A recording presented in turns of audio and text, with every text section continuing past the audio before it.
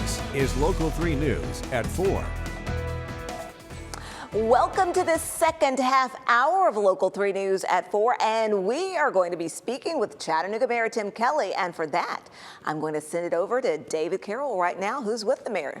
David. Patrice, thank you very much. All right, nice to see you again. Good You ready to jump in for more fun? Absolutely. I'm getting breaking news as we speak. All right, I'm told the City Council has just passed more funding for the Chattanooga Area Food Bank. That happened just moments ago. Yep. With the SNAP benefits finally resuming after a month-long delay.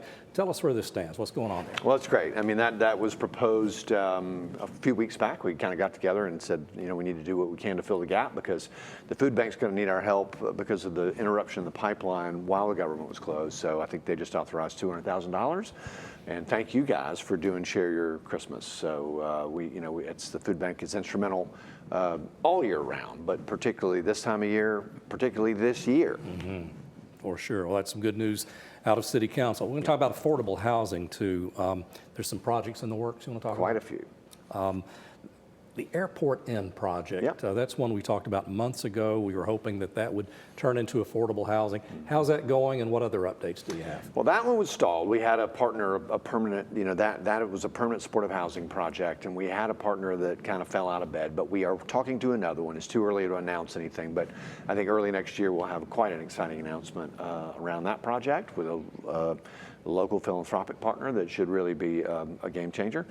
We've also got the AIM Center project that's now underway down off Main Street that is going to be a huge help. 30% of the beds there will be for people who are mentally ill or chronically homeless, and the rest for low-income residents. So that's a big progress. So if we have any potential philanthropic partners out there, the mayor is listening. Caller number one, Yes. He'll talk to you for sure. Yeah. Parking, oh boy. Parking is a hot topic. Yeah. We get complaints about parking. You get complaints about parking. On Facebook a few days ago, I read a post from our buddy Dixie Fuller, the owner of Zarzars, and he cited parking issues there in his part of town around Main Street as one of the reasons he was shutting it down. Any improvements on the way? Well, 30 years ago, I used to go to Zarzars quite a lot, and I'd hate to see it, change hands and Dixie retire. But of course, you could shoot a cannon through there 30 years ago and not hit anyone. True. The South Side has been quite popular, which is part of the problem, very frankly.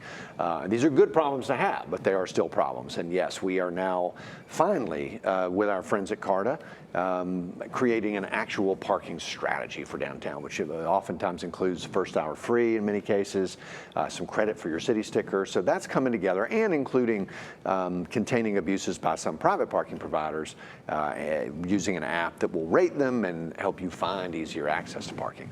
It was great to see County Mayor Womp jump in and offer the downtown lots for the county there. So it's going to take all of us to figure this out, but we haven't had a comprehensive parking strategy for downtown in my lifetime, but we are getting that together.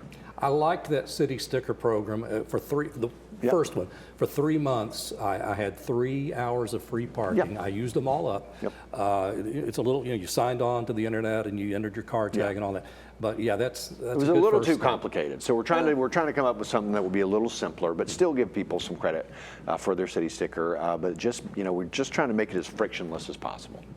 All right, and finally, this is probably the most frequent David Carroll to Tim Kelly question we've had in the last few years. Yeah.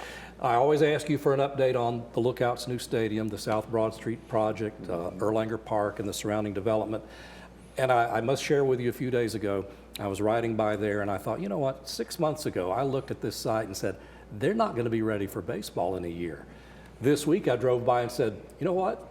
First pitch is going to be right on time. You got 6 months from now. They will be ready. It's great, and I had an opportunity to tour it. As I was telling you and Latrice, if you get an opportunity to tour the people who have toured it, I mean, look, it's going to be an icon for the area when it's done. So and it's on track. So there's no wood to knock on, but I don't. They're far enough along that I don't even really worry much about it anymore. So it's going to be an extraordinary asset for the community. And the number one question I've been getting is, well, will I have to sit there and stare at the sun the first few innings? No. No, you won't. Yeah, that's there was some controversy around that because some folks are like, well, from the freeway, you know, you can't really see. Why can't you look? Yeah, well, the main thing, if you talk to the lookouts, and again, I went to the old stadium a lot, is yeah, staring right into the sun from the third baseline was no fun for anybody. So that problem's been solved. Well, that's true. They built the current stadium in a hurry. This one, we've been able to take our time, and I think you'll be very pleased with the results. I know you're looking forward to opening day. I am. April 14th, I believe I saw on the sign the other day. Always good to see you. Let's do this again. Likewise. Mayor Tim Kelly. Thank you, sir.